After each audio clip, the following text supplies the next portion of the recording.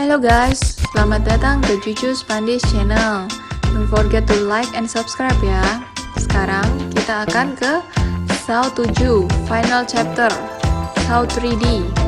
Yuk langsung aja ke ceritanya. Kita mulai dengan permainan lagi. Seorang lelaki terbangun di salah satu mobil yang ada di tempat barang rongsokan.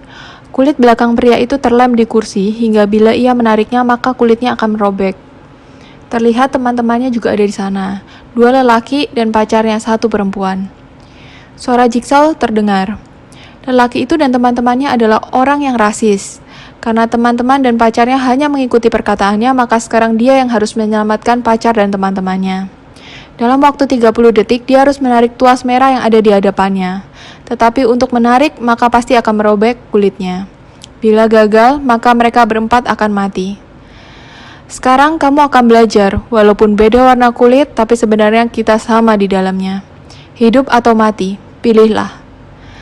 Sebenarnya lelaki itu telah berusaha, tetapi telat, maka mereka berempat pun meninggal. Nah, kembali ke Saw sebelumnya, yang diceritakan tentang Hoffman yang telah berhasil selamat. Dia telah menjahit pipinya sendiri yang sobek.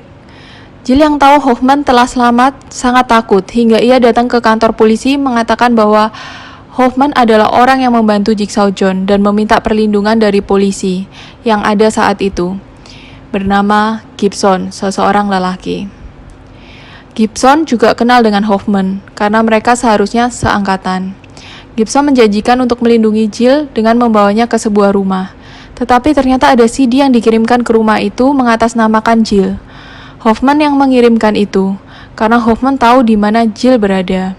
CD itu dipasang oleh Gibson ternyata berisi video Hoffman berkata, "Berikan Jill, maka permainan akan terhenti dan tak akan ada yang mati.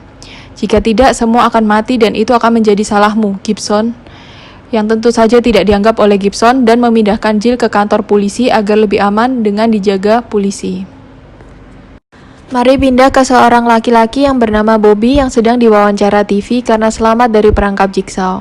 Bobby menjual ceritanya dan menjadi terkenal dan kaya karena hal itu. Bobby menceritakan, dia tidak tahu bagaimana bisa sampai ke tempat itu. Bangun-bangun, dia sudah terperangkap. Bobby harus mengaitkan 2 pengait besi ke dadanya dan menarik tubuhnya ke atas. Bobby berhasil dan selamat. Bobby terakhir kembali. Ini adalah hidupnya. Padahal sesungguhnya itu hanya cerita karangannya. Dia tidak pernah berada dalam perangkap Jigsaw. Awalnya, Bobby seorang yang miskin, dan saat melihat berita tentang korban yang selamat dari Jigsaw dan mendengar temannya berkata bahwa korban Jigsaw yang selamat memang habis-habisan saat mereka menjalani permainan. Tapi mereka yang selamat sekarang kaya karena menjual kisah mereka. Dari situlah ide itu muncul.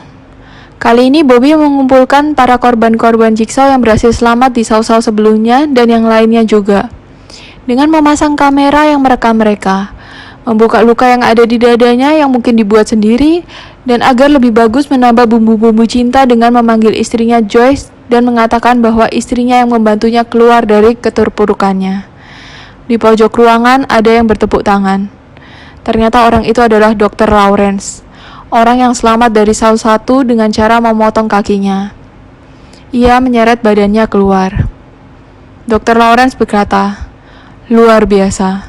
Aku akan mewakili semua yang ada di sini untuk menyatakan rasa terima kasih karena sudah menjadi bagian dari DVD promosimu." Sebenarnya ada korban Jigsaw lain yang merasa aneh ada kamera di tempat pertemuan itu. Selesai acara, teman Bobby bertanya, "Mau aku mencari tahu tentang lelaki yang menakutkan tadi?" Bobby menjawab, tidak, aku tahu orang itu.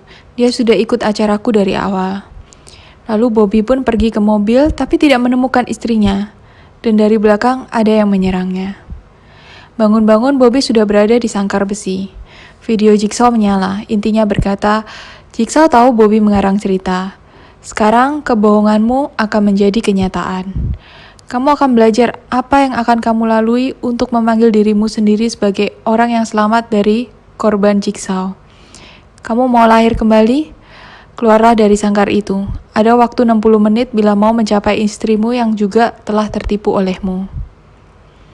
Bobby agak berkutat untuk menyelamatkan dirinya, tetapi akhirnya dia selamat.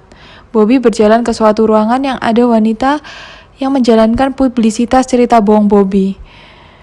Padahal wanita itu tahu cerita itu adalah cerita bohong.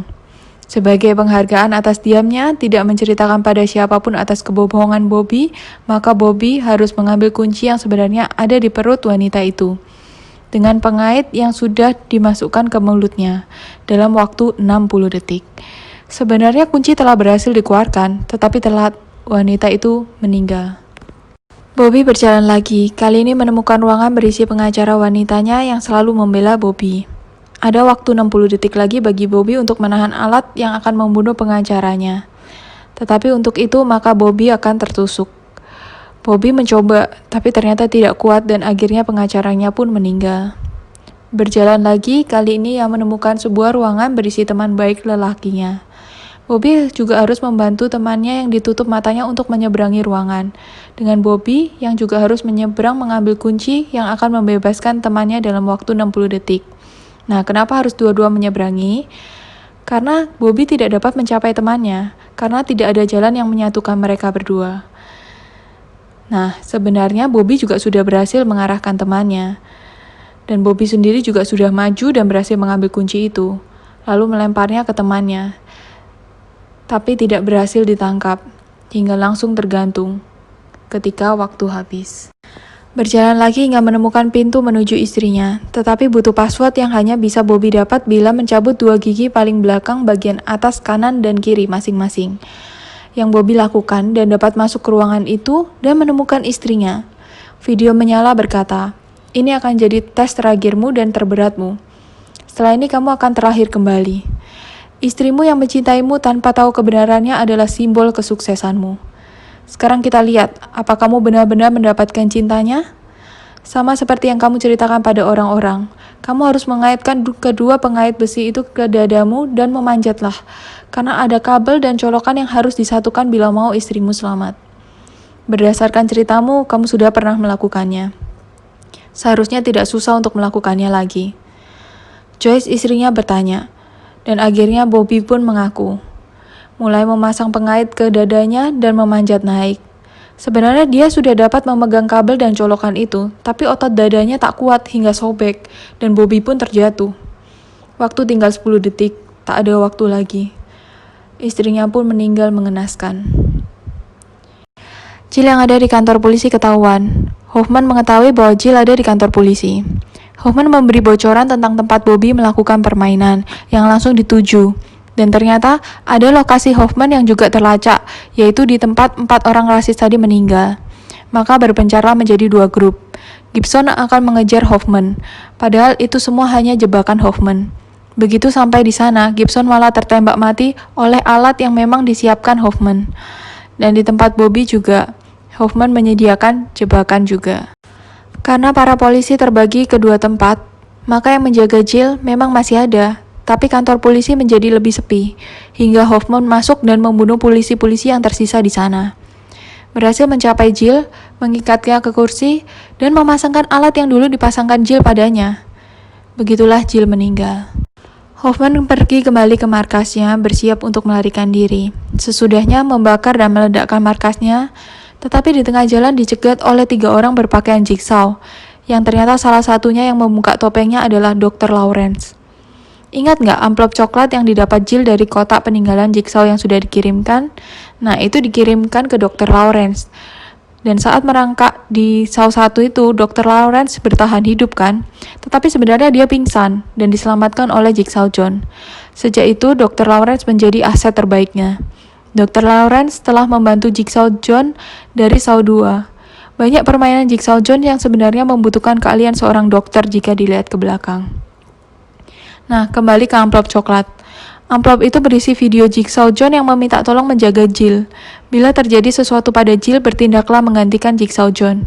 Sebagai gantinya tidak akan ada rahasia lagi antara aku dan kamu.